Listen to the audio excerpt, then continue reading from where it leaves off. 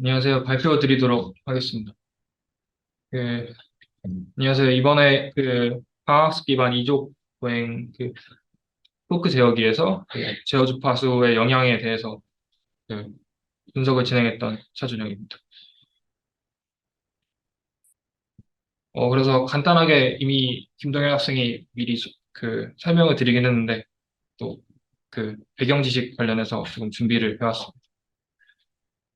그래서 일단 기본적으로 보행 로봇은 장점은 이제 컨택 포인트를 선택할 수 있다는 그런 장점이 있고요. 근데 그에 반해서 이제 시간에 따라서 컨택 포인트가 바뀐다는 점, 그리고 이제 동력학 모델이 부정확한 것으로 인해서 플로팅 베이스의 제어가 어렵다는 점이 단점이 있습니다.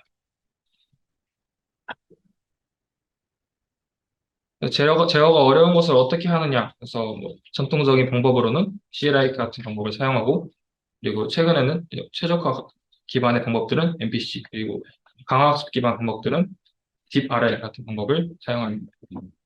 제가 오늘 설명드릴 내용은 그래서 딥RL 강화학습 기반의 방법에 대해 설명을 드리고자 합니다.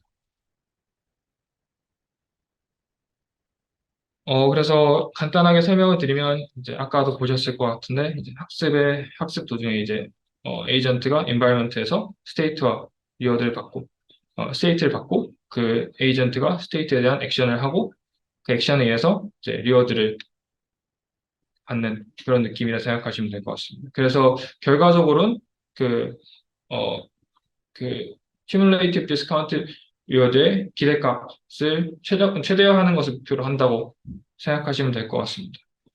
그래서 학습된 폴리시를 어떻게 사용하느냐 하면 이제, 어, 폴리시를 이제 제어기로 넣으면 그 센서에서 로봇이 있다고 가정할 때 센서에서 스테이트 값을 받고 폴리스에서 액션을 받아서 액션을 이제 모터 드라이버에 넣는 식으로 사용한다고 생각하시면 될 것 같습니다.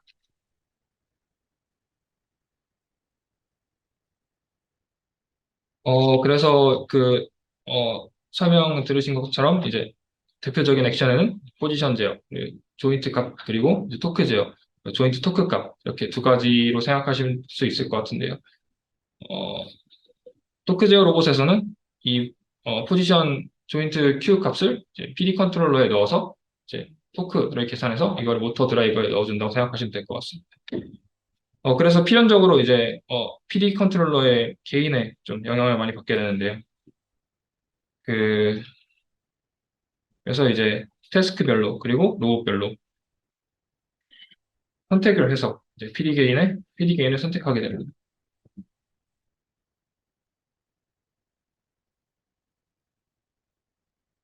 그래서 그러면 토크 기반 딥RL의 장점이 무엇이냐 했을 때 이제 인덕티브 바이어스가 없다는 것, 그리고 컨트롤 인풋이 매스 스프링 댐퍼 시스템에 제한되지 않는다는 점, 그리고 토크 기반 방법이 어, 토크가 이제 갑작스럽게 변하지 않는다는 점. 그래서 어, 다음과 같은 특성들이 있어서 이제 이게 실제 로봇과 그 시뮬레이션의 심투리의 갭을 조금 완화할 수 있다고 생각하시면 될 것 같습니다.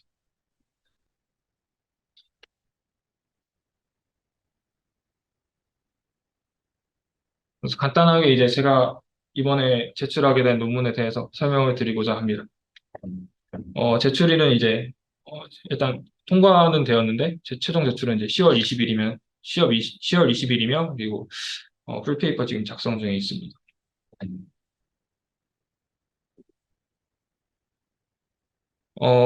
그래서 모티베이션으로는 이제 과거에는 이제 주로 이제 외부 교란이나 아니면 불확실성의 강화도록 이미 미리 플래닝하고 그 다음에 이제 생성된 관제 모션을 고주파 컨트롤러로 세심하게 추적을 합니다.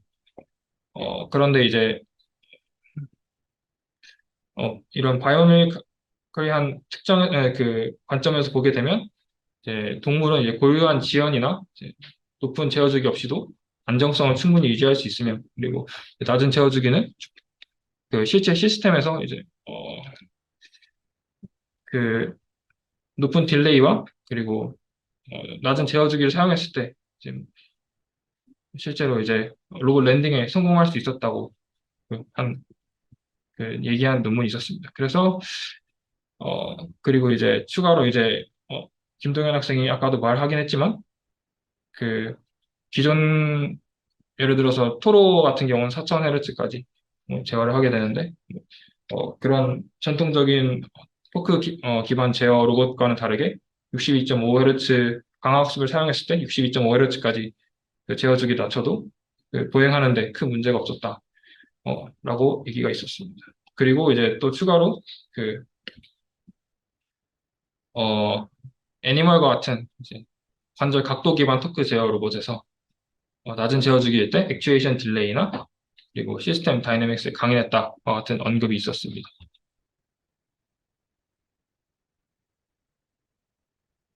그래서 그러면 결과적으로 토크 기반 제어 로봇에서는 어떻게 되는가? 그리고 이제 옵서베이션 딜레이에 대해서는 어떻게 되는가? 그리고 과연 이제 높은 제어주기 컨트롤러가 이족 보행에서 필수적이게 되는가? 라는 궁금점을 기반으로 연구를 진행하게 되었습니다. 그래서 컨트리뷰션으로는 이제 기존의 이제 헤르츠를 높이는 방식에 도전하면서 이제 폴리시의 강인함을 실험적 근거와 비교 분석을 진행한다. 와 그리고 이제 제어주기를 변경하는데 이제 공평한 그 가이드라인 제시한다. 두 가지가 될 것 같고요. 전체적인 구조로는 이제 다음과 같은데, 음, 이제 앞에 있는 옵서베이션 딜레이로는 이제 옵서베이션에서 얻게 되는 레이턴시, 즉 이제 센서 딜레이라고 생각하시면 될 것 같습니다. 우리 액션 딜레이로는 이제 에이전트가 액션을 실행해서 그리고 그 로봇이 그 액션이 실제 로봇에 적용되기까지의 딜레이라고 생각하시면 될 것 같습니다.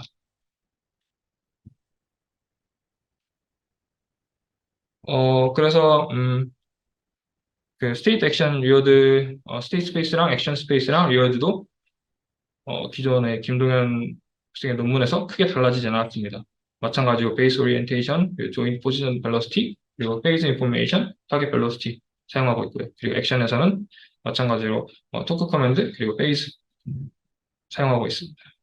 리워드는 약간 달라졌는데 어, 여기 레귤레이션 텀, 그 델타 텀에 이제 어, 그 실제 이제 추가 모션 페이지, 그, 리워드별 이제 헤르츠별 이제 공평한 지표를 주기 위해서 이것을 이제, 어, 헤르츠별로 나누어 주었습니다.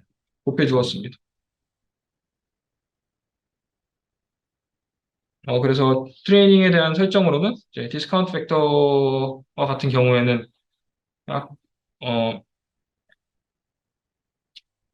그, 본 논문을 참고하여서 아까 말씀드린 이제 아까 말씀드린 이제 애니멀 논문을 참고하여서 애니, 약간 개선을 하였고요. 여기 있는 쇼타임은 이제 사전에 그냥 변수라고 생각하시면 될 것 같습니다. 그래서 동일 스텝에서 어, 다른 헤르츠를 사용하더라도 같은 양의 이제 감가율이 적용이 되도록 어, 변경을 하였습니다. 추가적인 설정으로는 그 샘플 카운트는 이제 2억 4천 개, 그리고 에피소드 랭스는 8천 개, 그리고 마찬가지로 플랫테인에서 학습을 진행하였고요. 다이나믹스 랜더마이제이션을 사용했습니다. 그래서 학습에 성공한 프리퀀시로는 250Hz부터 40Hz까지 학습에 성공을 하였습니다. 그래서 진행한 실험으로는 이제 좀 시뮬레이션은 세 가지, 이제 실제 로봇에서는 두 가지를 계획 중에 있습니다. 그래서 시뮬레이션에서는 그 컨트롤 프리퀀시가 이제 시스템 자체의 딜레이에 대해서 얼마나 강인한지를 판단하기 위해서 이제 액션 딜레이랑 옵서베이션 딜레이를 인위적으로 추가해 주었습니다.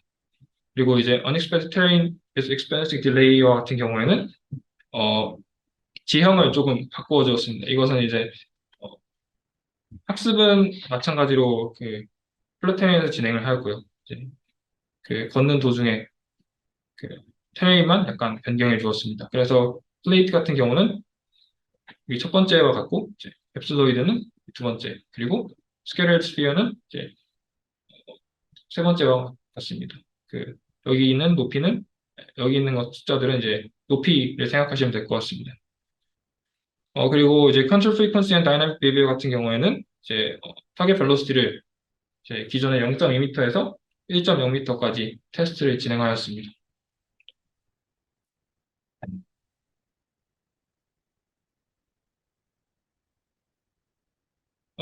그래서 이제 결과로는 제일 먼저 이제 inherent system delay에 대한 control frequency와의 관계로는 제어주기가 낮을 때, 평지에서 보행할 때, 제어주기가 낮을 때, 그 낮은 제어주기일수록 훨씬 더 이제 딜레이에 강인한 모습을 보였고요. 딜레이에 강인한 모습을 이제 맥시멈 딜레이도 높았고, 그리고 이제 퍼포먼스 드랍도 상대적으로 높은, 이제 퍼포먼스 드랍 같은 경우는 이제 에피소드 리어드 민을 이제 어, 딜레이가 없는 거에서 딜레이를 가해줬을 때 이제 뺀 것입니다. 그래서 퍼포먼스 드랍도 상대적으로 높은 것을 확인할 수 있었습니다. 그리고 또한 이제 unexpected train with experience delay와 같은 경우에는 좀 제가 이제 로봇에 직접적으로 디스터번스를 주진 않았지만 그 로봇이 이제 걸으면서 주기적이거나 아니면 뭐 랜덤한 디스터번스를 겪을 수 있도록 겪는 상황에서의 테스트를 진행하였습니다. 그래서 어, 이것 같은 경우에는 이제 딜레이가 있을 때 unexpected train과 그냥 flat train의 그 차이라고 생각하시면 될 것 같습니다. 여기 있는 퍼포먼스 드랍이 그 둘의 차이라고 생각하시면 될 것 같습니다. 그래서 이제 맥시멈 딜레이는 상대적으로 프리퀀시가 낮을수록 이제 조금 더 큰 편이었고요. 마찬가지로 그리고, 퍼포먼스 드랍도 상대적으로 프리퀀시가 낮을 때 좀 좋은 낮은 드랍을 보였습니다. 그런데 반면에 그 unexpected train일 때 이제 딜레이에 대해서 그 딜레이가 있고 없고에 따른 그 트레인별 결과입니다. 그래서 그 프리퀀시에 대한 퍼포먼스 드랍은 상대적으로 프리퀀시에 대한 퍼포먼스 드랍과 그리고 이제 맥시멈 딜레이에 대한 퍼포먼스 드랍 둘 다 이제 큰 영향을 뭐 두 개 다 이제 딜레이가 가해져도 크게 떨어지지 않는다라는 결과를 확인할 수 있었습니다. 그럼 이번에 각 타겟 벨로시티에 대한 이제 맥시멈 액션 딜레이 및 에피소드 리어드 민에 대한 결과입니다. 그래서 일단 액션 딜레이 같은 경우에 이제 40Hz가 제일 높았고요. 에피소드 리어드 같은 경우에도 40좀 낮을수록 좀 어, 에피소드 리어드가 높은 방향을 보였습니다. 타겟 벨로시티가 낮을수록 에피소드 리어드가 높은 경향을 보였습니다.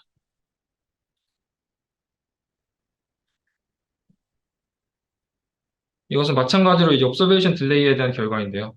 옵서베이션 딜레이도 액션 딜레이와 비슷하게 마찬가지로 이제 낮은 헤르츠일수록 조금 더 이제 맥시멈 딜레이가 더 높은 맥시멈 딜레이에 견딜 수 있었고요. 트렌드도 비슷했습니다.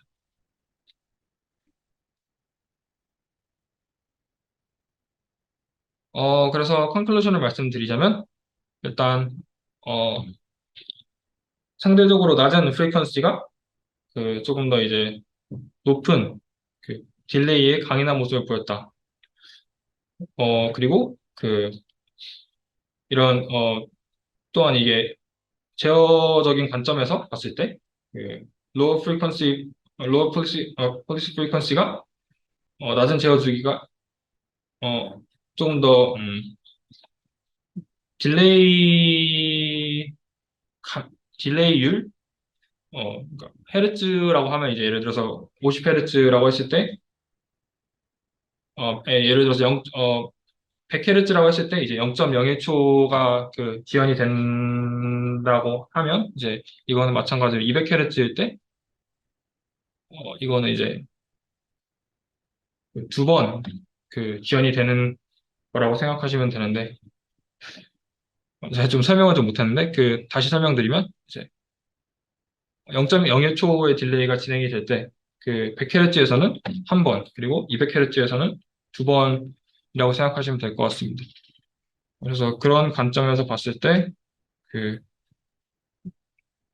그, 낮은 제어 주파수의 폴리스들이 아무래도 이제, 어, 지연율이 조금 더 낮았다.